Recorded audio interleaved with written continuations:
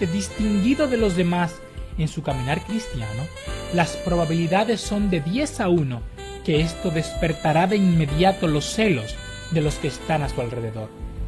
Sospecharán, tengan buena razón para hacerlo o no, que tal persona está muy orgullosa de su bondad y que piensa que nadie es tan bueno como él, de tal manera que todo lo que dice y hace es observado con este prejuicio. Los fríos y muertos, especialmente los que nunca han experimentado el poder de la piedad en sus corazones, fácilmente considerarán tales pensamientos con respecto a los mejores cristianos. Esto surge de nada menos que una enemistad secreta contra la santidad vital y ferviente. Pero el cristiano con celo debe cuidarse para que esto no resulte ser un lazo para él, y el diablo no se aproveche de ello para cegar sus ojos, para que no contemple la verdadera naturaleza de su corazón, pensando que solo porque él es acusado de orgullo, equivocadamente con un espíritu malvado, tales acusaciones a veces no son válidas. ¡Ay, cuánto orgullo tienen los mejores en sus corazones! Es la peor parte del cuerpo de pecado y muerte. El primer pecado que jamás entró en el universo es el último que es arrancado de la raíz. Es el enemigo más terco de Dios. El orgullo es mucho más difícil de discernir que cualquier otra corrupción debido a su misma naturaleza. Es decir, el orgullo es una persona que tiene un pensamiento demasiado alto de sí mismo. Nos debe extrañar, entonces, que una persona que tiene una idea demasiado alta de sí misma no sea consciente de ello. Él piensa que la opinión que tiene de sí mismo tiene justa causa y por lo tanto no es demasiado alta. Si el fundamento de esta opinión de sí mismo se derrumbara, él cesaría de tener tal opinión. Pero por la naturaleza del orgullo espiritual, es el más secreto de todos los pecados. No hay otro asunto en el cual el corazón es más engañoso e inescrutable, y no hay otro pecado en el mundo del cual los hombres tengan tanta confianza. Su naturaleza misma es estimular la confianza en sí mismo y alejar cualquier sospecha de maldad respecto a sí mismo. Debido a su naturaleza secreta y sutil, no hay ningún pecado tan parecido al diablo como este, apareciendo en muchas formas que no son discernidas o sospechadas. El orgullo tiene muchos aspectos y formas, uno bajo otro, y abarca el corazón como las capas de una cebolla. Cuando quitas una capa, hay otra debajo. Por lo tanto, tenemos que tener la mayor vigilancia imaginable sobre nuestros corazones con respecto a este asunto y clamar con todo fervor al gran escudriñador de corazones por su ayuda. El que confía en su propio corazón es necio.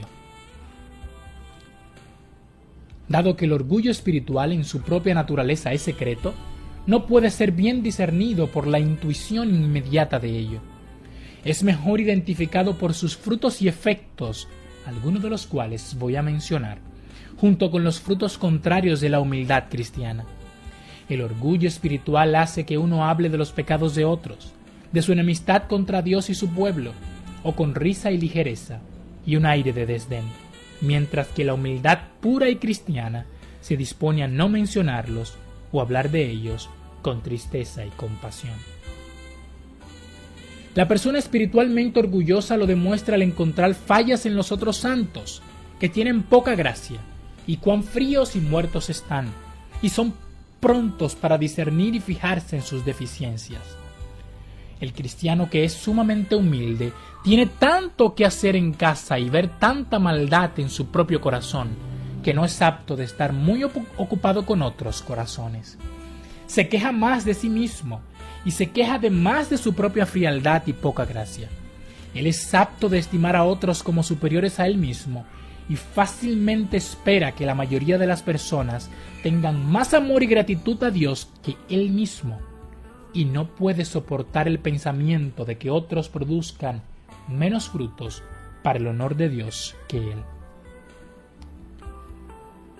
Algunos que tienen orgullo espiritual mezclado con mucho conocimiento y gozo, hablando de ello con los demás con mucho fervor, son propensos a estar llamando a los otros cristianos a emularles y a reprenderles por ser tan fríos y sin vida.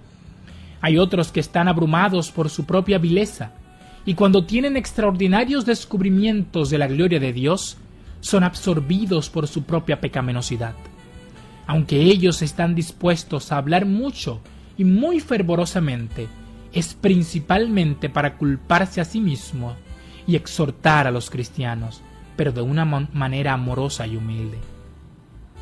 La humildad cristiana pura hace que una persona se fije en todo lo que es bueno en otros, esperar lo mejor y disminuir los fracasos de los demás, aunque fija su ojo principalmente en las cosas malas de sí mismo y se enfoca mucho en todo lo que exaspera a otros.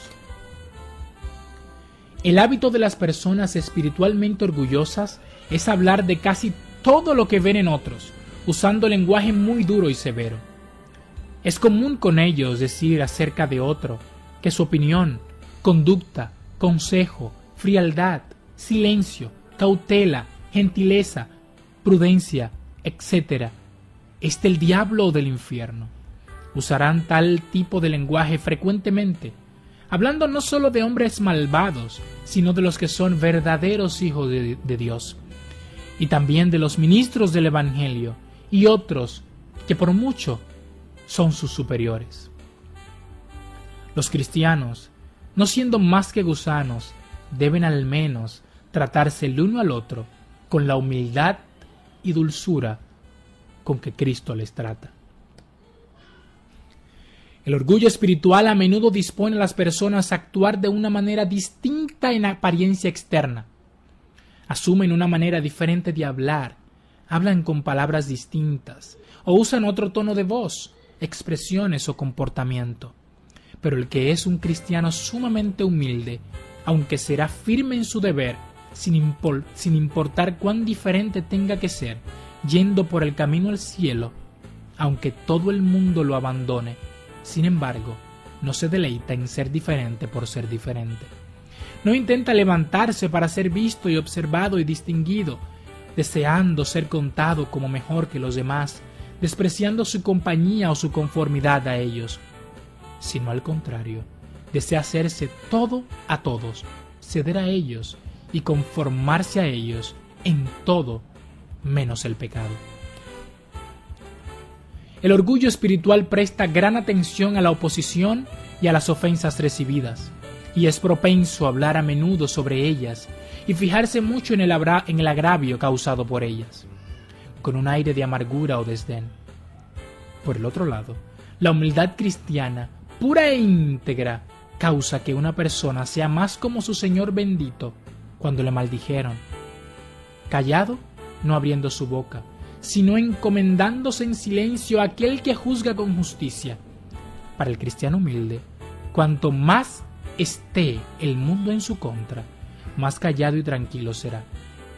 Al menos de que esté en su lugar secreto, ahí él no estará tranquilo. Otro afecto del orgullo espiritual es un cierto denuedo confiado ante Dios y los hombres. Algunos, en sus regocijos ante Dios, no han considerado lo suficiente la regla en el Salmo 2, versículo 11. Adorad al Señor con reverencia y alegraos con temblor. No se han regocijado con un temblor reverencial a la luz de la impresionante majestad de Dios y la gran distancia entre Él y ellos. También existe un inapropiado denuedo entre los hombres que ha sido promovido y defendido por una mala aplicación de Proverbios 29-25. El temor al hombre es un lazo. Es como si fuera apropiado que toda clase de persona, los altos y bajos, los hombres y mujeres e hijos, abandone totalmente en toda su conducta cristiana cualquier tipo de modestia o reverencia hacia los hombres. Esto no quiere decir que debemos abstenernos de conducirnos como cristianos, pero debemos tener la humildad que se encuentra en 1 de Pedro, capítulo 3, versículo 15. Sino santificad a Cristo como Señor en vuestros corazones, estando siempre preparados para presentar defensa ante todo el que os demande razón de la esperanza que hay en vosotros, pero hacedlo con mansedumbre y reverencia. Otro efecto del orgullo espiritual es disponer al que lo tiene a que desee la atención. Las personas tienden a actuar de una manera especial, como si los demás deberían darles mucha atención y gran estima. Es muy natural para alguien bajo la influencia del orgullo espiritual aceptar todo el respeto que se le ofrece. Si otros demuestran una disposición de someterse a él y ceder en deferencia a él está abierto a ello y libremente lo recibe. Se vuelve natural para él esperar tal tratamiento y notar cuando una persona no lo hace, y formar una mala opinión de aquellos que no le dan lo que siente que merece. Uno que está bajo la influencia del orgullo espiritual es más apto para instruir a otros que inquirir por sí mismo, y por lo tanto, naturalmente, tiene el aire de control. El cristiano sumamente humilde cree que necesita la ayuda de todos, mientras que aquel que es espiritualmente orgulloso cree que todos necesitan su ayuda. La humildad cristiana, consciente de la miseria de otros, ruega y suplica, pero el orgullo espiritual trata de mandar y advertir con autoridad. Así como el orgullo espiritual hace que las personas se atribuyan demasiado a sí mismos, también ignora a los demás. Por el contrario, la humildad cristiana pura dispone a las personas a honrar a todos los hombres, como dice Primera de Pedro 2:17.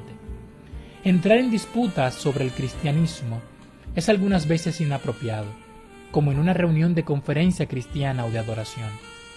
Sin embargo, debemos cuidarnos de no rehusar conversar con hombres carnales, como si les contáramos indignos de nuestra atención. Al contrario, debemos condescender con los hombres carnales, así como Cristo ha condescendido con nosotros, soportando nuestra incapacidad de aprender y torpeza. Autor Jonathan Edwards, 1703-1758. Traducción Aaron Bloch. Radio Simiente Preciosa, comunicando al mundo el gozo del Evangelio.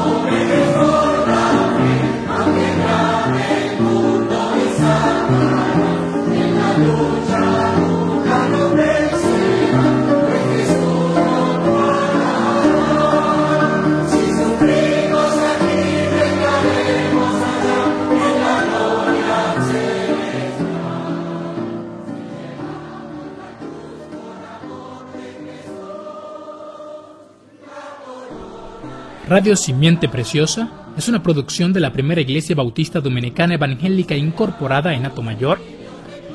Quienes confiados en el Señor esperamos que nuestra programación sea de gran ayuda, provecho y alimento espiritual a vuestras vidas. Para comentarios y sugerencias no duden ponerse en comunicación con nosotros. Gracia y paz de Dios nuestro Padre y del Señor Jesucristo. Radio Simiente Preciosa, comunicando al mundo el gozo del Evangelio.